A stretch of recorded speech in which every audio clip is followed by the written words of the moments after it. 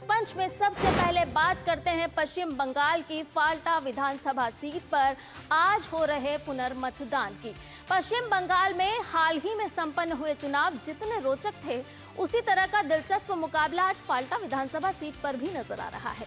यहाँ 2 निर्दलीय उम्मीदवारों सहित कुल 6 उम्मीदवार मैदान में हैं, तो वहीं तृणमूल कांग्रेस के उम्मीदवार जहांगीर खान ने 2 दिन पहले ही घोषणा कर दी थी कि वो चुनाव नहीं लड़ेंगे। हालांकि नाम वापस लेने की समय सीमा क्योंकि समाप्त हो गई है और इसी वजह से औपचारिक रूप से उनका नाम मतपत्र में बना हुआ है, लेकिन जहांगीर के इस कदम के पीछे हटने से एक बात जरूर साफ हो रही है कि कई बार फिल्मी डायलॉग असल जिंदगी से दूर होते हैं। खैर, पुष्पा झुकेगा नहीं जहांगीर की ये बात महज डायलॉग साबित हुई है, लेकिन आज रीपोलिंग को लेकर चप्पे चप्पे पर क्या है सुरक्षा पहरा, आइए जान लेते हैं।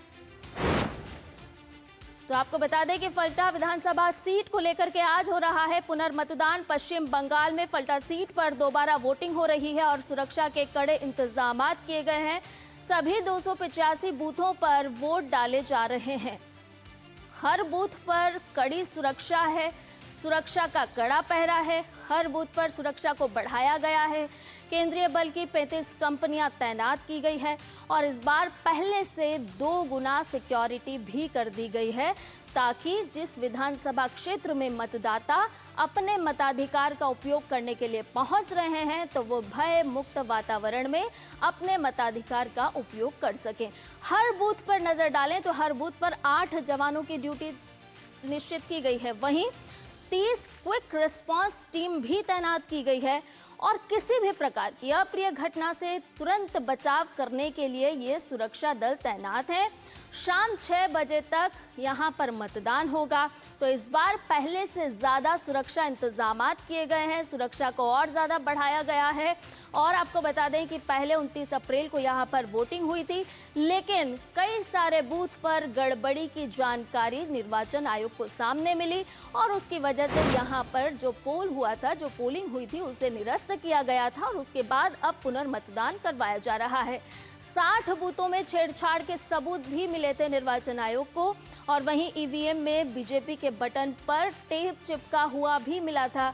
याद होगा आपको कि इसका वीडियो भी सामने आया था और यही वजह रही कि चुनाव आयोग ने इस विधानसभा क्षेत्र के लिए पुनर्मतदान की तारीख सुनिश्चित की और वो पुनर्मतदान जो है वो आज कराया जा रहा है। इसी ने रीपोलिंग के आदेश जारी किए थे और उसी आदेश के पालन के तहत आज हो रहा है पुनर्मतदान।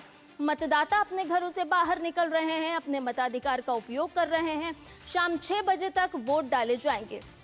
अगर सुरक्षा व्यवस्था की बात करें तो चप्पे चप्पे पर सुरक्षा व्यवस्था कड़ी की गई है। अब आपको बताते हैं कि आखिर इस बार चुनावी मैदान में खासकर इस विधानसभा क्षेत्र के लिए कितने उम्मीदवार मैदान में हैं। तो कुल 6 उम्मीदवार मैदान में हैं, जहां पर भारतीय जनता पार्टी के प्रत्याशी हैं दिबांशु, जो कि चुनाव लड़ रहे हैं। और आपको बताएं कि मतदान से 48 घंटे पहले चुनाव नहीं लड़ने का ऐलान जहांगीर कर चुके थे, यानी कि टीएमसी के जो प्रत्याशी जहांगीर खान हैं वो अपने कदम पीछे खींच चुके हैं। और इसीलिए हम कह रहे हैं कि यहाँ पर एक बार फिर दिलचस्प हो गया है मुकाबला। मतदान से 48 घंटे पहले चुनाव ना लड़ने का ऐलान, कई सारी बातें इसके माध्यम से संदेह के घेरे में आती है।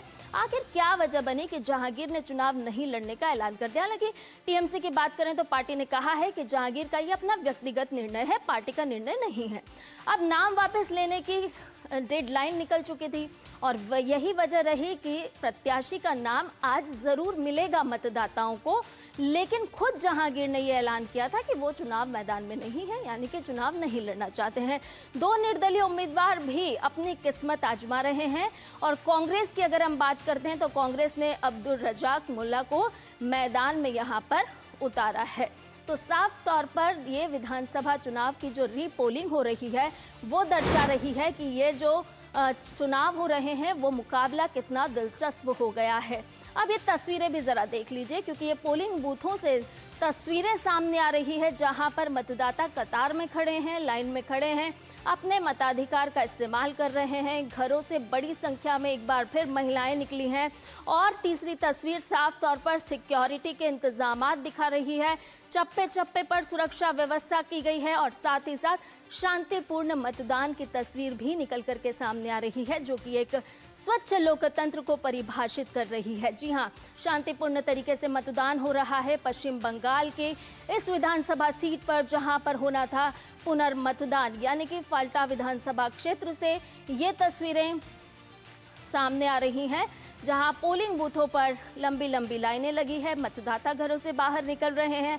महिलाओं की अगर हम बात करें तो महिला मतदाता भी बढ़ चढ़कर हिस्सा ले रही हैं और साथ ही साथ आपको बताएं कि शांतिपूर्ण मतदान अभी भी लगातार जारी है। शाम 6 बजे तक मतदान कराया जाएगा।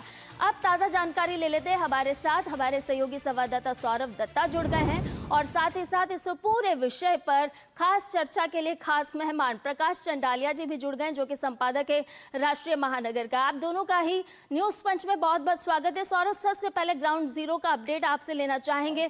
इस वक्त की अगर हम बात करें तो मतदान प्रतिशत या फिर मतदाताओं की दिलचस्पी किस तरह से निकल करके सामने आ रही है? संध्या, देखिए ये जगह जानी पहचानी लग रही है। ये वो जगह है जहां पर पुलिस ऑब्जर्वर अजय पाल शर्मा आए थे और कहा था जहांगीर खान को कि कायदे से रहो वरना सबक सिखाएंगे।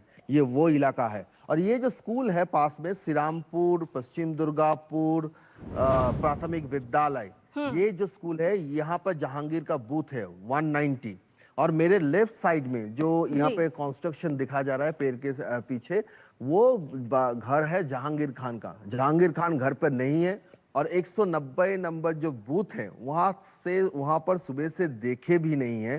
प्रिसाइडिंग ऑफिसर से हमारी बात हुई है और उनका कहना है कि उनका 12 साल का तजुर्बा है। पहली बार वो देख रहे हैं कि टीएमसी का एक एजेंट भी नहीं है बूथ पर। ये सिर्फ ये बूथ का बारे में नहीं कर रहा हूँ, 285 जो बूथ है फलता विधानसभा में, हर एक बूथ में वो हाल है कि टीएमसी का एजेंट ही नहीं है।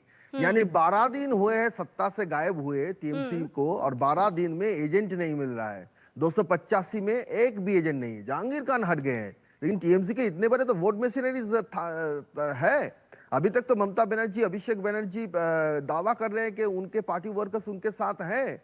तो फिर फलता विधानसभा में जो 285 पोलिंग बूथ स्टेशन है उसमें ज्यादा से ज्यादा बूथ में टीएमसी एजेंट क्यों नहीं दिख रहे हैं? क्यों प्रिसाइडिंग ऑफिसर हैरान हो रहे हैं?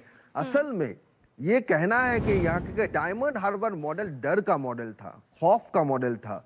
जब राज्य में परिवर्तन आया है उसके साथ साथ सिर्फ जहांगीर खान नहीं हट गए हैं, वो जो पुष्पा खुद को दावा करते थे वो सिर्फ नहीं हटे हैं, साथ ही साथ वो डर को कायम करने वाला जो मशीनरी था वो भी बिल में चुप गए हैं। क्योंकि परिवर्तन का प्रशासन पुलिस अब दिखा रही है कि असल में पुलिस क्या कर सकती है अगर पुलिस को काम करने दिया जाए। तो इसी के चलते कहीं ना कहीं ये रिपोल जो है, ये रिपोल आंखों देखी है कि बंगाल में 15 साल कैसा शासनकाल था। संध्या, बिल्कुल सौरभ, और इसीलिए कहते हैं ना कि समय एक सा नहीं होता है और समय से जरूर डरना चाहिए। कुछ इसी तरह की तस्वीर आज जहांगीर के साथ यहाँ पर इस विधानसभा क्षेत्र पर जो पुनर्मतदान हो रहा है उसको जोड़ करके देख सकते हैं। हमारे साथ विशेष मेहमान प्रकाश चंडालिया जी भी जुड़े हैं। प्रकाश जी, आपसे समझना चाहेंगे कि एक तो टीएमसी के जो उम्मीदवार जहांगीर थे उनके कदम पीछे हटा लेना, और पहले जिस तरह से उन्होंने कहा कि पुष्पा झुकेगा नहीं, झुका तो है क्योंकि कदम पीछे हट गए हैं, लेकिन इस वक्त जिस तरह की तस्वीरें रीपोलिंग के दौरान निकल करके सामने आ रही हैं उसको किस तरह से समझा जाए, क्योंकि दूसरी बार मतदान और दूसरी बार भी मतदाता बढ़ चढ़कर सहभागी बन रहे हैं। जी संध्या, पुष्पा झुका ही नहीं है, पुष्पा भाग भी गया है। और जैसा कि सौरभ ने अभी बताया कि 285 बूथों पर तृणमूल कांग्रेस को बूथ एजेंट तक नहीं मिले और यही कारण था कि जहांगीर खान जो एक दबंग था और तत्कालीन सरकार के अभिषेक बनर्जी के ये बहुत करीबी संबंध इसके थे और उन्हीं का एक जो स्पेशल मॉडल था डायमंड हार्बर मॉडल। डायमंड हार्बर मॉडल क्या है? या तो बात तो कहते हैं कि लोगों को सेवाएं देने के लिए है, लेकिन सही रूप में अगर देखा जाए तो लोगों को डराने का पूरा उपक्रम इस डायमंड हार्बर क्षेत्र में चलता था, जिसके अंतर फाल्ता सीट आती है। चुनाव आयोग ने जब ये पिछले मतदान वाले दिन देखा, 29 तारीख को जब मतदान पूरे राज्य में हुए, उस समय जब पता चला कि यहाँ पर ईवीएम मशीन के ऊपर में जो भाजपा प्रार्थी की का जो नाम था उसके ऊपर टेप लगा देना, और यही काम इन लोगों ने 2024 के लोकसभा चुनाव में भी किया था। लोकसभा चुनाव के उस समय के जो भाजपा के प्रत्याशी थे अभिजीत बॉबी दास, उन्होंने हाईकोर्ट में मामला भी दायर कर रखा है। 15 वर्षों तक इस सरकार ने स्थानीय जनमानस से परेशान किया है, इनका तांडव चला है। देखिए, अच्छी नहीं होती। आप सार्वजनिक जीवन में होते हैं, आपको अंचल का विकास करना है, लोगों की सहायता करनी है, लेकिन इनके बोलों को आप सुनिए। आप अभिषेक बनर्जी के उस बयान को याद कीजिए जब वो अमित शाह जी का नाम ले करते थे। माननीय प्रधानमंत्री अमित शाह जी, प्रधानमंत्री नरेंद्र मोदी जी के बारे में कैसी अपमानजनक टिप्पणियां किया करते थे। आज पूरे पश्चिम बंगाल में तृणमूल पार्टी जो है अपने अस्तित्व की लड़ाई लड़ रही है।